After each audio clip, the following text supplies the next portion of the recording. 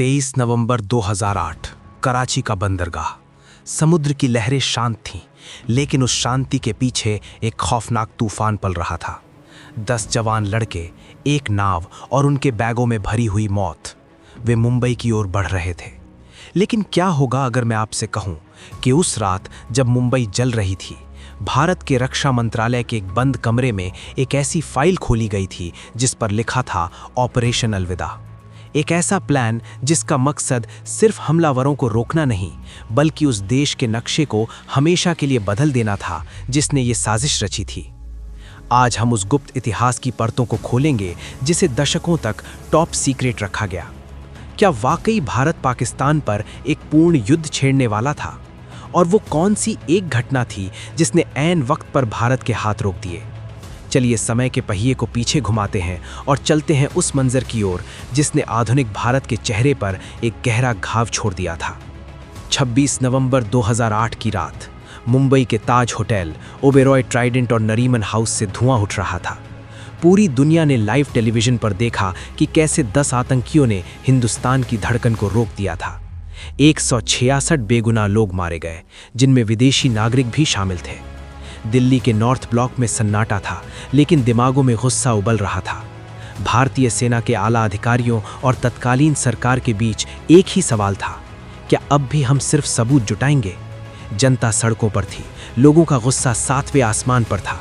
उस समय के एयर चीफ मार्शल फली होमी मेजर और army chief general Deepak Kapoor के पास एक ब्लूप्रिंट तैयार था। भारतीय खुफिया एजेंसी रॉ और आईबी के पास पुख्ता सबूत थे कि हमला सीमा पार से हुआ है। सेटअप तैयार था, बस एक आदेश की देरी थी। सैनिक हलकों में एक शब्द गूंजने लगा, सर्जिकल स्ट्राइक। लेकिन 2008 में ये शब्द आज की तरह आम नहीं था। ऑपरेशन अलविदा का मतलब था पाकिस्तान के उन ठिकानों को नेस्तनाबूद करना जहां लश्कर ए तैयबा के ट्रेनिंग कैंप चल रहे थे। मुजफ्फराबाद और मुरीद के भारत के रडार पर थे। वायुसेना के सुखोई 30 और मिराज 2000 विमानों को हॉट स्टैंड बाय पर रखा गया था। पायलटों को निर्देश थे कि वे किसी भी क्षण उड़ान भरने के लिए तैयार रहें। योजना बहुत सीधी और घातक थी। भारत को सीमा पार जाकर उन आतंकी अड्डों को ध्वस्त करना था और वापस आ जाना था। अगर पाकिस्तान पलटवार करता तो भारत एक पूर्ण युद्ध के लिए तैयार था। भारतीय नौसेना ने अरब सागर में अपनी तैनाती बढ़ा दी थी और कराची बंदरगाह की घेराबंदी करने की योजना बना ली थी ताकि पाकिस्तान की सप्लाई लाइन काट दी जाए। लेकिन यहाँ एक पेंच था। जैसे ही भारत ने अपनी सेना को सीमा की ओर बढ़ाना शुरू किया, वॉशिंगटन और लंदन में फ़ोन बजने लगे। उस समय अमेरिका के राष्ट्रपति जॉर्ज डब्ल्यू बुश थे। अमेरिका को डर था कि अगर दक्षिण एशिया के 2 परमाणु शक्ति संपन्न देश आपस में भिड़ गए तो परिणाम प्रलयकारी होंगे। अमेरिकी विदेश मंत्री कॉन्डोलीज़ा राइस तुरंत दिल्ली पहुंची।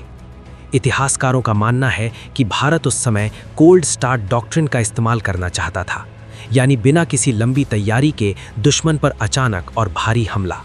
लेकिन पर्दे के पीछे कुछ और चल रहा था। पाकिस्तान ने धमकी दे दी थी कि अगर भारत ने एक भी बम गिराया तो वे अपनी पश्चिमी सीमा से सेना हटाकर भारत की तरफ लगा देंगे। ये अमेरिका के लिए चिंता का विषय था, क्योंकि वे उस समय अफगानिस्तान में युद्ध लड़ रहे थे। ये इस कहानी का सबसे विवादित और रहस्यमयी हिस्सा है। जब सेना तैयार थी, खुफिया जानकारी पक्की थी और देश का गुस्सा चरम पर था, तो आखिर ऑपरेशन अलविदा को हरी झंडी क्यों नहीं मिली? इसके पीछे 3 मुख्य कारण बताए जाते हैं। पहला, परमाणु ब्लैकमेल। पाकिस्तान की फर्स्ट यूज न्यूक्लियर पॉलिसी ने वैश्विक शक्तियों को डरा दिया था।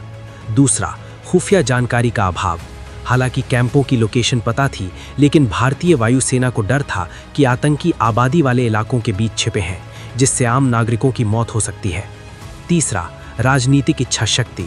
तत्कालीन प्रधानमंत्री मनमोहन सिंह की सरकार को डर था कि युद्ध से भारत की बढ़ती अर्थव्यवस्था को दशकों पीछे धकेल दिया जाएगा।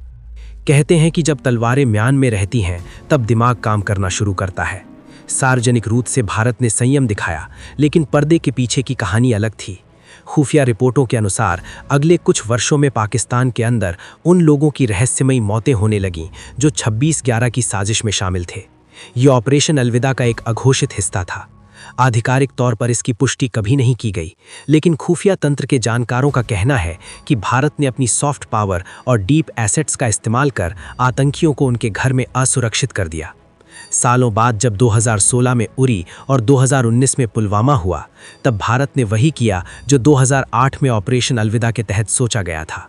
सर्जिकल स्ट्राइक और बालाकोट एयर स्ट्राइक ने दुनिया को बता दिया कि भारत ने अब अपनी स्ट्रेटेजिक पैशंस की नीति को बदल दिया है।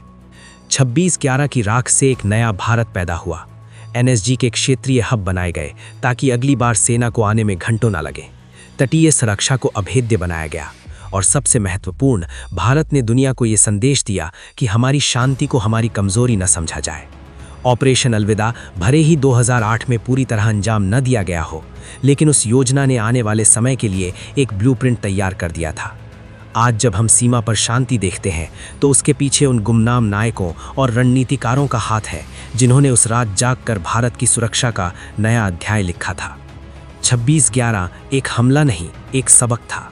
ऑपरेशन अलविदा कागजों पर रह गया या उसने अपना काम खामोशी से किया, ये बहस चलती रहेगी। लेकिन एक सच जो अटल है, भारत अब वो देश नहीं है जो हमले के बाद सिर्फ फाइलें तैयार करता है। आज का भारत जवाब देना जानता है, लेकिन सवाल ये है कि क्या हम वाकई सुरक्षित हैं? क्या समुद्र की लहरें फिर कभी वैसी ही नाव लेकर नहीं आएंगी? इसका जवाब हमारी सतर्कता और हमारी यादों में छिपा है, क्योंकि जो देश अपने इतिहास के घावों को भूल जाता है, इतिहास उसे दोबारा दोहराने पर मजबूर कर देता है।